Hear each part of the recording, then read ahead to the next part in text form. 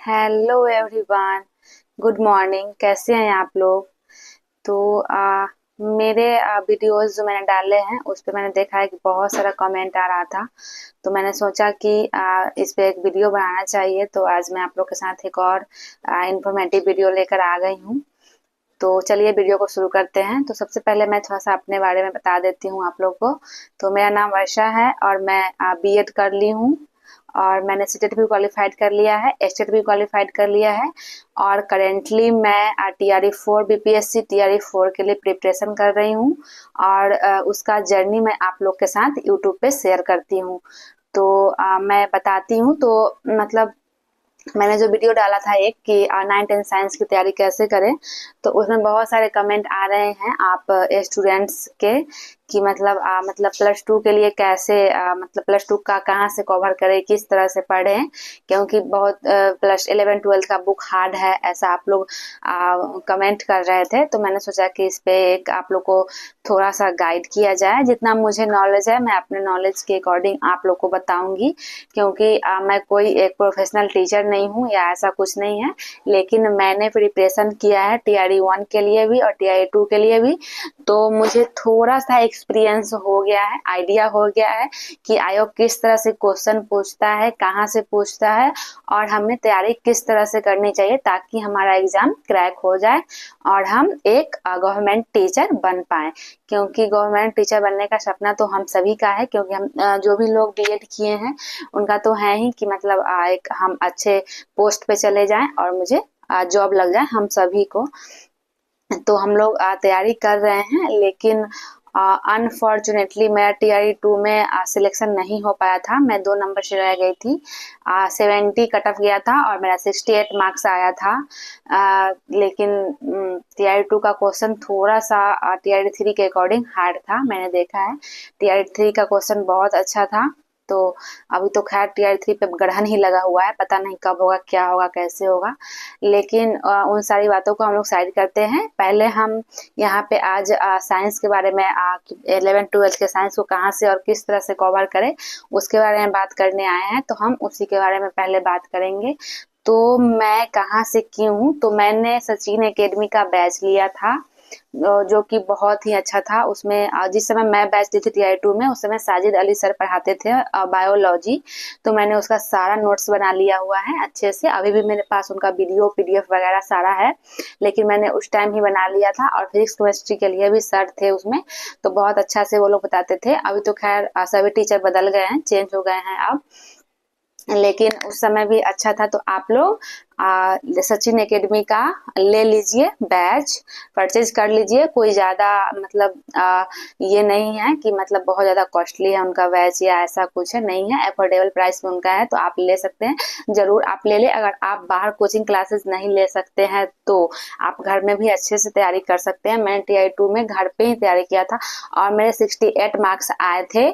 घर में मतलब बैच दिया था मैंने, बाकी मैंने सेल्फ स्टडी ही सारा खुद से ही किया था। तो मैंने थोड़ा बहुत यूट्यूब का भी सहारा लिया था और सचिन एकेडमी का बैच लिया था।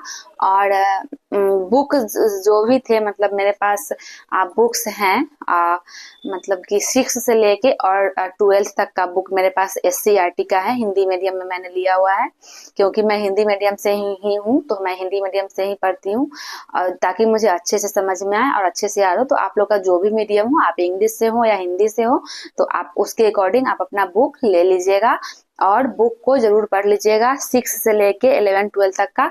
तो 10 तक का तो आप लोग कवर कर लेंगे, क्योंकि बहुत ही मतलब कि ठीक ठाक है, इजी है। लेकिन 11-12 का थोड़ा सा हार्ड है। तो उसके लिए मैं बताना चाहूंगी कि आप लोग पढ़िए उस बुक को भी। मतलब 6 बुक टोटल हो जाएंगे 11-12 के, फिजिक्स केमिस्ट्री बायो और फिर 12th का फिजिक्स केमिस्ट्री बायो। तो एससीईआरटी का ही मैंने लिया हुआ है, मतलब बिहार बोर्ड का जो स्पेशल बुक होता है उसका लैंग्वेज हिंदी में ना काफी इजी होता है। बाकी एनसीईआरटी अगर आप लेंगे तो उसका हिंदी का लैंग्वेज बहुत ज्यादा टिपिकल दिया हुआ है, मतलब बहुत ज्यादा हार्ड है। मतलब जो भी हिंदी का जो मीनिंग है ना वो बहुत ही ज्यादा हार्ड में दिया हुआ है, तो उतना जल्दी समझ में नहीं आता है, लेकिन एससीईआरटी का जो लैंग्वेज है वो काफी इजी है, तो आप वो ले लीजिए।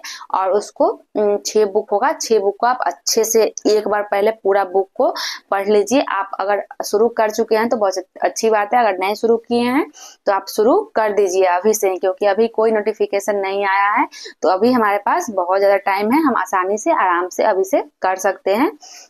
अगर आप अभी से 5 से 6 घंटा भी स्टडी करते हैं ना, तो भी आप अच्छा से कवर कर लेंगे अपने 80 मार्क्स वाले सब्जेक्ट वाला जो 80 मार्क्स का होता है वो, तो आप बहुत आसानी से कर लेंगे अभी से। लेकिन आपको शुरू कर देना होगा, आज से ही शुरू कर देना होगा आपको। मतलब पढ़ना है फिजिक्स, केमिस्ट्री, बायो। पहले एक बार आप अच्छे से लाइन बाय लाइन सारे बुक्स को पढ़ लीजिए, उसके बाद सेकेंड टाइम में आप पढ़ते हुए और उसका जो भी मतलब एग्जाम्पल, एक्सरसाइज दिया हुआ है, ऑब्जेक्टिव और सब्जेक्टिव सारे को आप कर लीजिए, मतलब कि आप बना लीजिए कॉपी में लिख के, ताकि आपको वो याद रहे। और सेकेंड टाइम में आपको क्वेश्चन के साथ चलना है।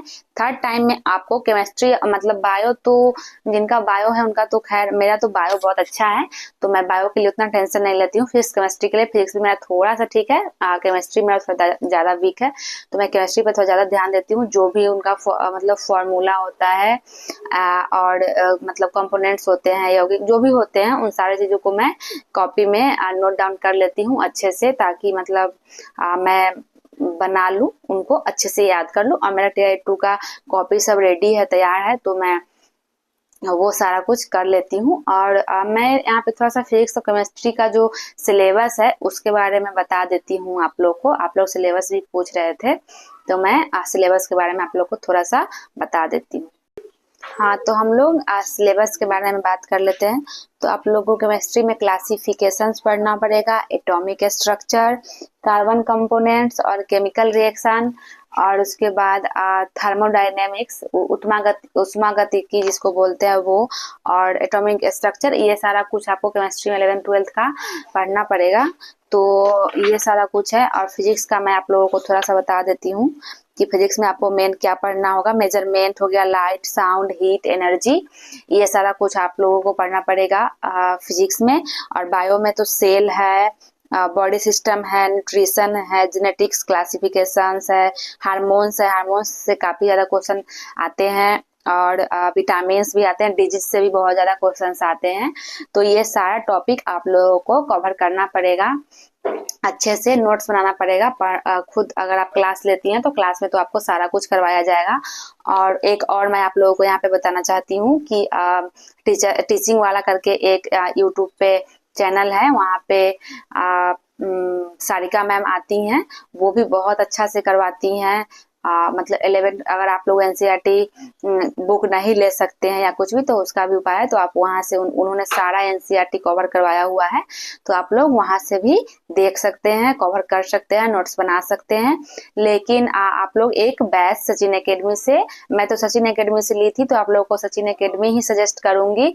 लेकिन अगर आप लोग कोई और किसी मतलब जो भी आपको अच्छा लग रहा है किसी अदर का भी, तो आप उनका भी बैच ले लीजिए और अपना स्टडी अभी से स्टार्ट कर दीजिए। लेकिन बुक्स को आप जरूर पढ़िएगा, इतना मैं आप लोग को जरूर बताऊंगी, क्योंकि उससे बहुत ज्यादा फायदा होता है।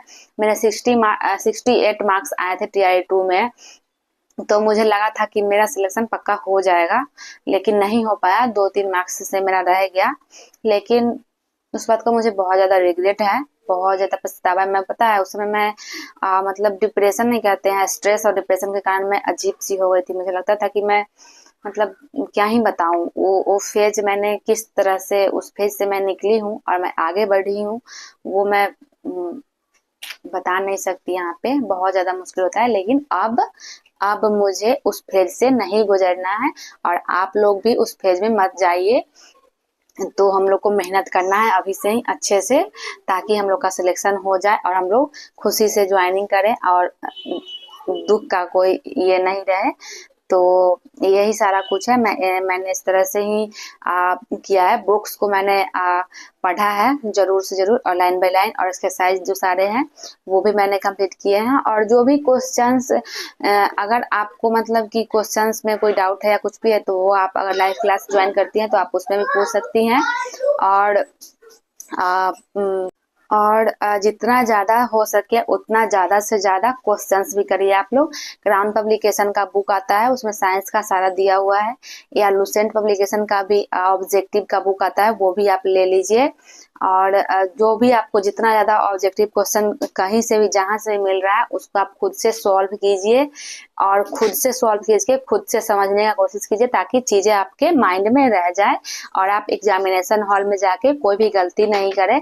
क्योंकि हमारे साथ ऐसा होता है ना कि हम इजी क्वेश्चंस को ही गलती करके आ जाते हैं, और उसी से हमारा वहीं पे हमारा सिलेक्शन जो होता है वो रुक जाता है। क्योंकि इजी क्वेश्चंस को बिल्कुल भी गलत नहीं करना है। ऐसा नहीं है कि मैंने TI-2 दिया था उसमें मुझे 2 मार्क्स नहीं आते। मैंने बहुत ही इजी क्वेश्चन 2-3 क्वेश्चन जो मुझे आते थे, जो मैं कंफर्म थी, वहां पे मैं कंफ्यूज होके और आ गई थी, और मुझे लगा था कि मैं सही बना रही हूँ। जब मैं घर आके आंसर की से मिलाई तो वो बहुत ज्यादा मतलब मुझे अफसोस हुआ, रिग्रेट हुआ कि अरे ये मैं क्या करके आ गई। तो इस तरह से आप लोग गलती नहीं कीजिए, आप लोग इस तरह से तैयारी कीजिए कि आप लोग का सिलेक्शन हो जाए। और मतलब बुक को पढ़िए अच्छे से, ताकि आयोग जो है ना वो बहुत ज्यादा मतलब क्वेश्चंस आपको इस तरह से दे देगा कि लगेगा कि अरे ये तो बहुत इजी है, लेकिन क्वेश्चंस बहुत हार्ड रहते हैं और हम लोग वहीं पे फंस जाते हैं। और यही सब मैंने इस तरीका से मैंने प्रिपरेशन किया था, और मैं अभी भी कर रही हूँ। तो मैं आप लोग से लास्ट में यही कहना चाहूंगी, 2-3 टिप्स मैं आप लोग को देना चाहूंगी। फर्स्ट यही कि आप लोग जो भी बुक्स हैं 6 से लेके और +2 तक का, उनको अच्छे से पढ़ लीजिए। उनका सारा जो भी एग्जाम्पल एक्सरसाइज जो भी दिया हुआ है उसको बना लीजिए, कॉपी में लिख के बनाइए और उसको याद करते हुए चलिए। और एक और टिप्स मैं आपको दूंगी कि आप मॉक टेस्ट जरूर लगाइए। आप किरण पब्लिकेशन का बुक ले सकते हैं, मेरे पास यहाँ पे TI-2 के ही बुक हैं। मैंने 2 बुक लिए थे, एक किरण पब्लिकेशन का भी लिया था और एक रुक्मणी पब्लिकेशन का भी लिया था। तो ये रुक्मणी पब्लिकेशन का बुक है मेरे पास 9th-10th विज्ञान का, ये लिया था मैंने एक, और एक मैंने लिया था किरण पब्लिकेशन का बुक। यहाँ पे ये देख सकते हैं आप लोग, ये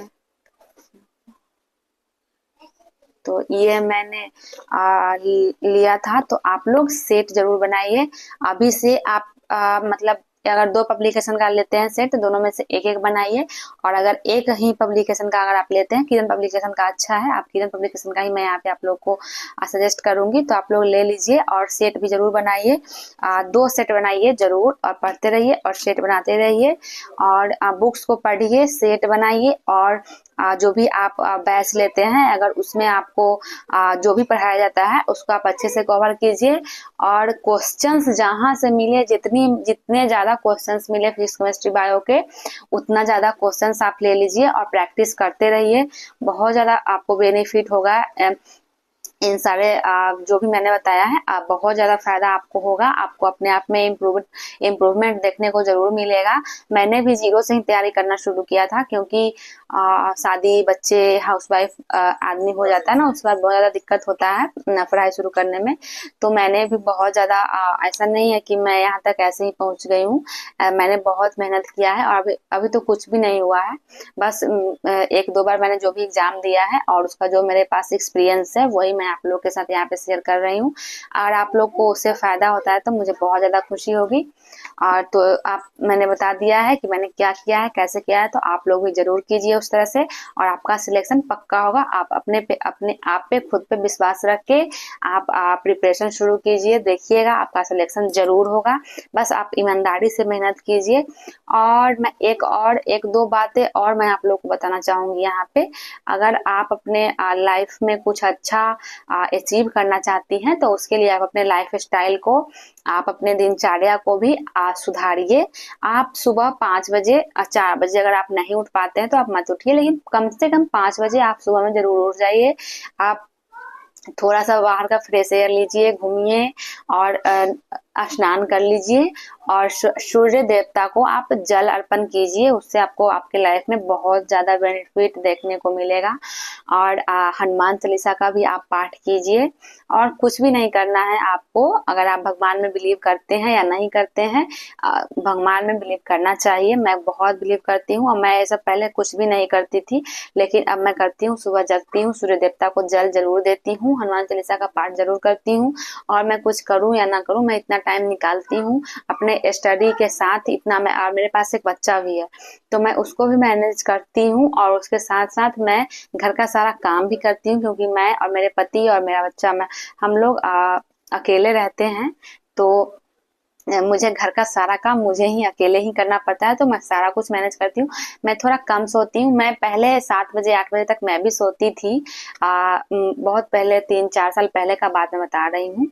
लेकिन मेरे लाइफ में बहुत सारा कुछ ऐसा हुआ, बहुत सारा कुछ निगेटिव होने लगा, बहुत सारा कुछ खराब, तो मैंने अपने लाइफ स्टाइल में सुधार किया और बेनिफिट मुझे मिला है, इस बात का मुझे खुशी है। तो आप लोग इस सूर्य देवता को जल जरूर दीजिए। सुबह 5 बजे आप उठ जाइए और उससे अगर आपको घर का काम करना पड़ता है, अगर आप ससुराल में रहती हैं, ज्वाइंट फैमिली में रहती हैं, तो आप उससे भी पहले उठ जाइए, अपने लिए जरूर टाइम निकालिए और उस टाइम में से आप फ्रेश होइए, नहाइए धुलाइए और भगवान सूर्य देवता को जल जरूर अर्पित कीजिए, हनुमान चालीसा का पाठ कीजिए, आपको बहुत बेनिफिट होगा। और उसके साथ आप ईमानदारी के साथ मेहनत कीजिए, पढ़िए बहुत अच्छे से और आपका सिलेक्शन जरूर होगा, इतना मुझे विश्वास है और मेरा भी होगा। और तो मेरा जो भी एक्सपीरियंस है, जो भी मैंने अपने लाइफ में चेंजेस किए और उससे मुझे बेनिफिट मिला, वही मैं आप लोग के साथ शेयर कर रही हूँ और मुझे उससे काफ़ी ज़्यादा बेनिफिट मिला है। तो मैंने सोचा कि मैं आप लोग को ही बताती हूँ, तो आप लोग भी ज़रूर कीजिए और स्टडी भी कीजिए साथ में, और सोना कम कर दीजिए, फ़ोन देखना कम कर दीजिए।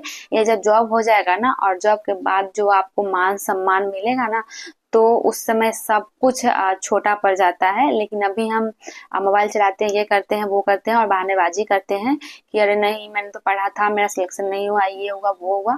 लेकिन ऐसा कुछ नहीं है, अगर आप ईमानदारी से पढ़ेंगे तो सिलेक्शन जरूर होगा और जरूर होगा। और जो मैंने बताया है, सूर्य देवता को जल दीजिए, हनुमान चालीसा का पाठ कीजिए और जरूर आप लोग को बेनिफिट मिलेगा। ऐसा मैंने किया है, मुझे बेनिफिट मिला है, इसलिए मैं आप लोगों के साथ शेयर कर रही हूँ अपना एक्सपीरियंस। तो आप लोग कीजिए, यही सारा कुछ है। मैंने सब कुछ बता दिया है मैंने किस तरह से क्या किया, और आशा करती हूँ कि आप लोग को ये वीडियो हेल्पफुल लगेगा। अगर हेल्पफुल लगे तो आप वीडियो को लाइक जरूर कीजिएगा, चैनल पे नए हैं तो चैनल को सब्सक्राइब कीजिएगा, बेल आइकन को भी प्रेस कर दीजिएगा ताकि वीडियोज के नोटिफिकेशन आपको टाइम टाइम से मिलते रहे।